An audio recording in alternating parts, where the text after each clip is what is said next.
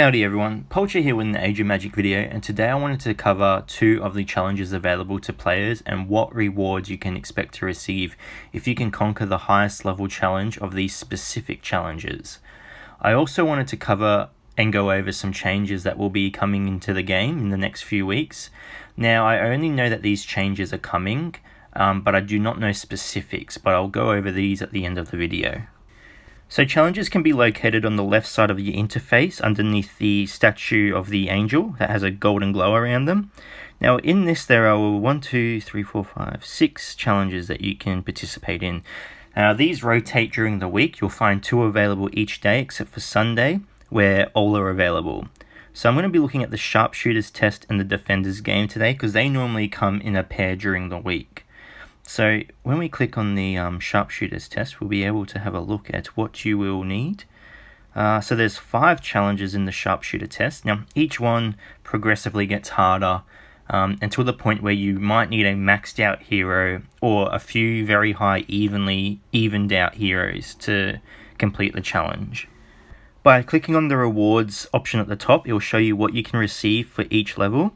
At Sharpshooter's test level 5, you can receive 19 skill cube level 1, 14 skill cube level 2, you can receive 8 skill cube level 3, and 2 skill cube level 4. You will also receive 15k silver, which might not seem like a lot, but when you complete all 5 of the challenges, it does add up. By clicking on the required heroes, it will show you what heroes you can use for the challenge. If they're grayed out, it means that you can use that hero, but you don't own them yet. So those are the champions I can use. And then we'll go straight into the battle. Now, don't be afraid to bring weak heroes into these challenges, because there's a strategic reason for doing this. Now, the reason why you'd want to bring as many heroes as you can is because the AI... it will always attack a weak hero. If they believe they can one-shot a hero, they will, and they will do so with an auto attack. They're not going to use any of their abilities. As you can see there, they went straight for my Raspit because he could be one-shot by them. Now, it's just baiting the AI really. It's just giving you a chance to kill a few quickly before they start using their abilities. And in these challenges, you do need to kill these characters as fast as possible, because unless it's the healer challenge, you don't have a healer. The damage is going to be consistent, and you need to get through before you start losing your good champions. So we're going to finish the first round here. Everyone's going to dodge, of course, because he's using his evasion ability, and that's the first round. So we've lost 1 champion so far, but that's fine. Move on to the second round. I'm not going to be afraid to use my 7 strike attack here because I need to get rid of Silver Moon. I do not want to prolong these battles any longer than they need to be. Otherwise, I'm just asking for my champions to be killed. Luckily for me, the tiles are very slow, so I'm able to kill off the other champions before they use their abilities. I'm hoping for that poison to kill rock. It does, and then I can finish off the tiles. And then I can move on to round 3. Now, this is a very easy stage for the range class because it has the 2 tanks in here, which half of their use comes from characters being able to melee attack them. So they go into their hide ability, which pretty much renders them useless. They're not going to be any harm to you whatsoever. For that attack or that defensive ability to take effect or be useful, someone needs to strike them with a melee attack. So I can wipe these guys out real quickly. I'm not worried about them. I want to take out the Kashat, and then those risers, they are the real threat, but you can take them down. Infernus's burn does a lot of damage to them, and they're taken out, and I've won the challenge. So I receive all my rewards for this, which again, these challenges are made to just help people along the way. They're just a little bonus. They're not something you need to complete. These are something you work towards while you play the game. So now we're going to go into Defender's game. And like the Sharpshooter, there's 5 challenges here. The rewards for this are 5 level 3 diagrams, 5 level 4 diagrams, Then we have 5 level 5 talismans. Next we have 5 level 6 talismans. And then 5 level 7 blades. And that shows you what champions can use these. And again, 15k silver. So yeah, just do it, get the silver, it adds up. When you get to a higher level, you're going to need silver. So required champions, it shows you what champions you can use again. I'm going to use all my tanks for this. And we get straight into the battle. Now, I'm not going to use my AoE abilities on this stage because the scouts are much faster than my tanks. They're all getting their evasion move up. Using an AoE ability is a waste. You're going to miss more of the attacks than you are hit. So I'm just going to use my auto attacks here because I'm not going to waste the attacks. It's just I'd rather save them and use them when they're most effective. So we're going to whittle these guys down until they get out of their evasion. I'm just going to aim one, focus aim one. And hopefully we can finish them off. You see, you're just missing everything. Alright, we've killed one. That's a big bonus. Now, I'm getting to the point where I have to question myself whether it's worth using an AoE ability. Because I'm not getting the full effect of the AoE ability now. Because I've already killed someone. I could save this AoE ability to the next round and still get the most effect out of it. I would only use the AoE abilities if you were really struggling. At the moment, I've lost one champion, but it's a low level champion, so I was expecting to lose it, the Kobold Guard. So I've lost nothing really. I'm just going to finish these guys off, and then I'll use my abilities on the next round. So finish off the last scout. Done. And moving on to the next round. Now this is where I want to use my AoE abilities. I want to take out the Zart first. The problem with this team is the erasers can heal Zart and themselves with one of their abilities.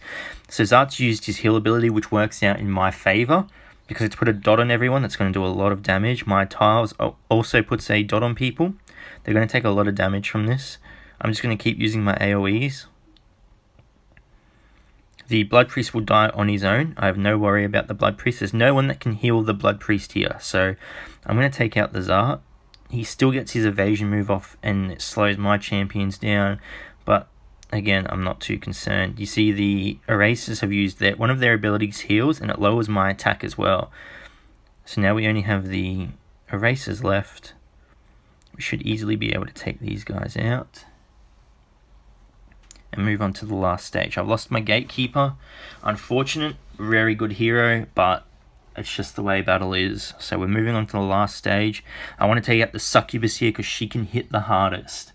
She can silence and she can hit very hard. So I'm going to silence her myself.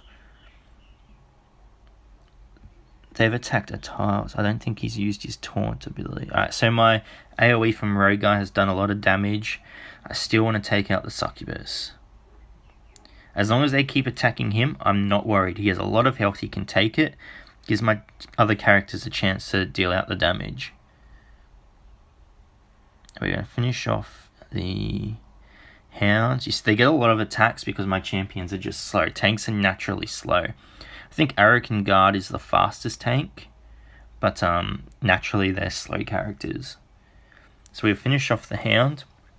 And we'll receive our rewards for completing the last stage of the Defender's game.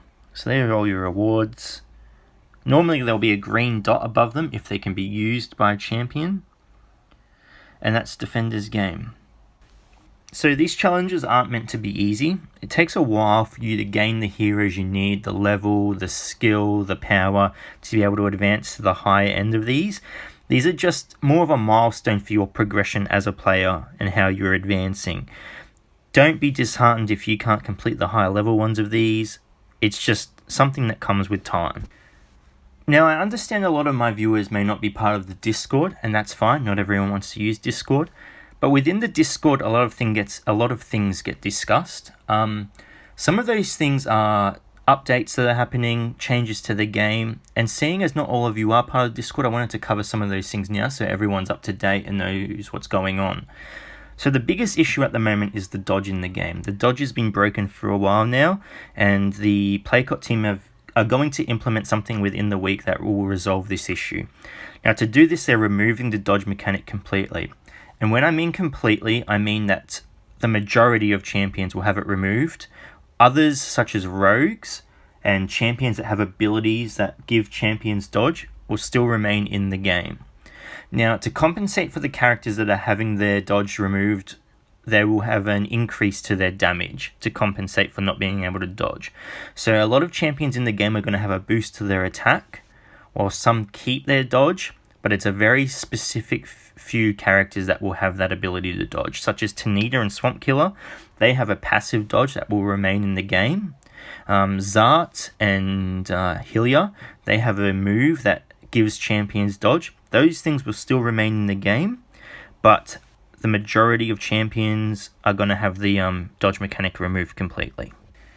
Now, it has been estimated within the next 2 weeks. Now, this is just an estimate, remember that the next patch for the game will come out, and this is going to include a whole bunch of features that people have been looking forward to for a long time.